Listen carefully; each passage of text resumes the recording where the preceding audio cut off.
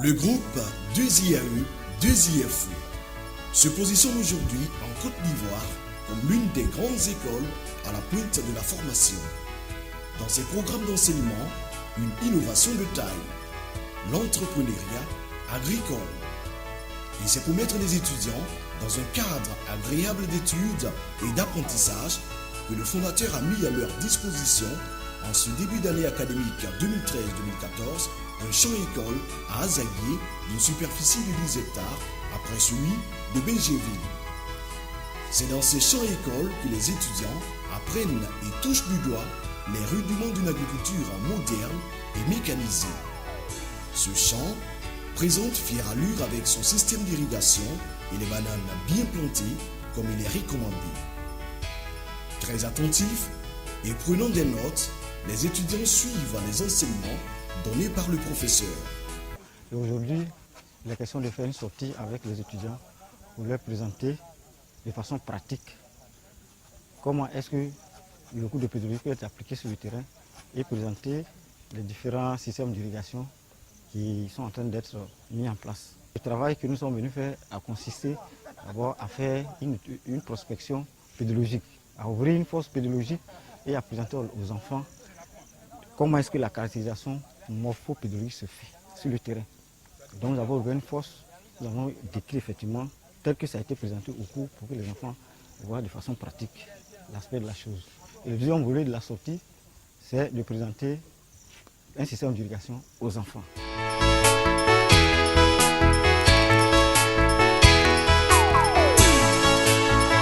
Fondateur de cette prestigieuse école et initiateur des champs-écoles en Côte d'Ivoire, M. Kouassé fait partie de la crème des jeunes entrepreneurs que regorge ce pays. Il nous présente ici son école et nous donne sa vision de l'entrepreneuriat. Le groupe 2IA et 2IFE. Au sein de ce groupe, il y a 3 instituts. L'Institut de formation en management, IFM, l'Institut de formation en génie civil option bâtiment, IFCG, et enfin l'Institut de formation agricole, IFA. Donc ce matin, je vais vous parler plutôt de l'Institut de formation agricole. Du moment où nous sommes sur le terrain d'expérimentation du groupe 2IAE, ici le site c'est Azaguié Mbromé. Il y a un an de cela, nous étions sur notre site d'expérimentation à Belgéville. J'avais dit que là-bas à Belgéville, la terre n'était pas propice pour la culture de la banane. On devait alors chercher une terre fertile. Nous avons trouvé cette terre, nous sommes sur cette terre par la grâce de Dieu. Nous avons ici 10 hectares. Comme vous le constatez ici, il y a un bassin qui coule. La culture de la banane a besoin à la fois de l'eau et aussi de la chaleur. Donc je pense que c'est vrai que je ne suis pas pédologue, mais en voyant, on constate que cette terre-là est propice pour la culture de la banane. Pour l'heure, nous exploitons 3 hectares. Nous avons commencé il y a 4 mois de cela. Donc il nous reste encore 6 hectares à exploiter. On pense que d'ici l'année prochaine, on va pouvoir terminer.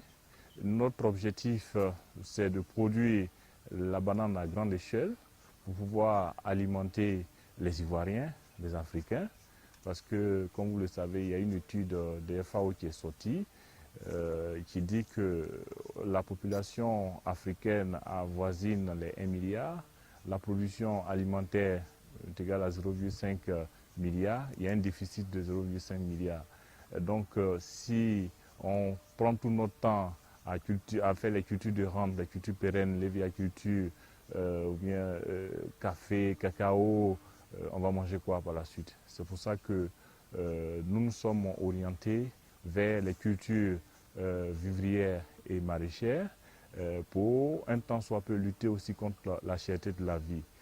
Parce que pour lutter contre la cherté de la vie, il y a des options. Soit on encourage les gens à produire, c'est la loi de l'offre et de la demande. On augmente la production, on va arriver à réduire les prix sur les coûts sur le marché, ou bien il faut une subvention de l'État. Bon, avec la situation difficile actuelle, ce n'est pas évident. Donc la solution qui nous reste, c'est d'inciter les jeunes vers la culture vivrière, et c'est notre rôle, c'est ce que nous faisons ici. Nous sommes ce matin avec nos étudiants qui vont faire allier en même temps la théorie et la pratique. Comme le disons, c'est l'école pratique, l'école des entrepreneurs. Ce matin, ils sont avec leur professeur d'irrigation. Comme les spécialistes d'irrigation sont là, ils vont aussi apprendre comment irriguer un champ de bananes plantains.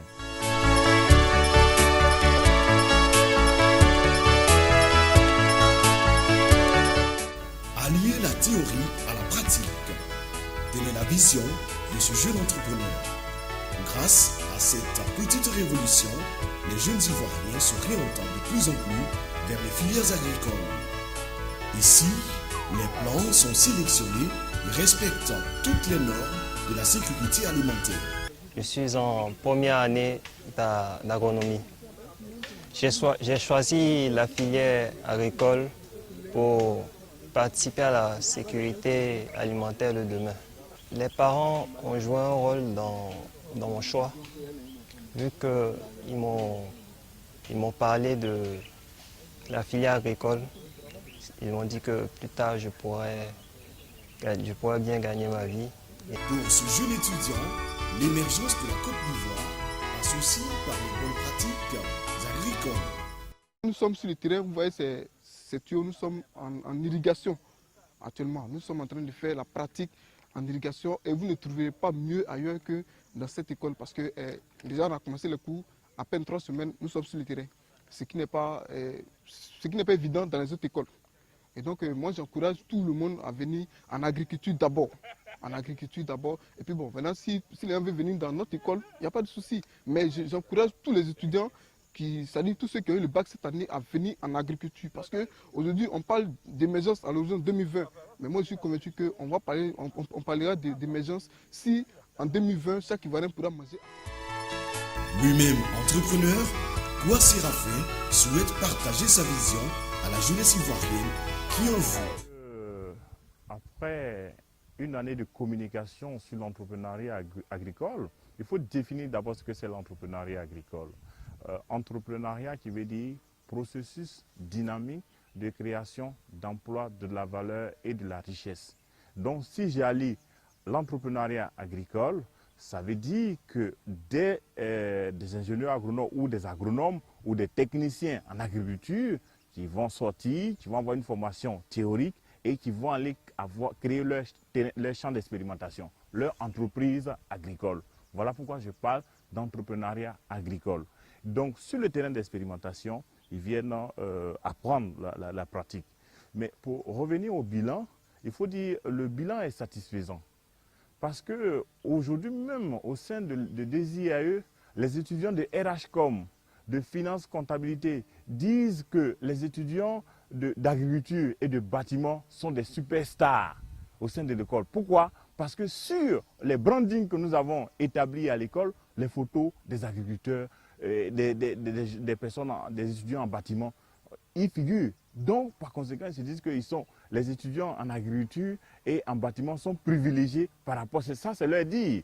Mais nous disons, parce que ce sont des filières qui sont marginalisées. Donc, il faut revaloriser ces filières-là. Par conséquent, nous mettons beaucoup plus d'accent, on dépense beaucoup sur ces filières. La preuve en est, aujourd'hui, on a pris un car, on est au champ à près de 30 km d'Abidjan, et ils sont pris en charge et ils viennent faire la pratique sur notre terrain d'expérimentation. Donc, je dirais que les parents aussi, en tout cas, quand les parents arrivent au sein de l'établissement, automatiquement ils s'orientent vers l'agriculture.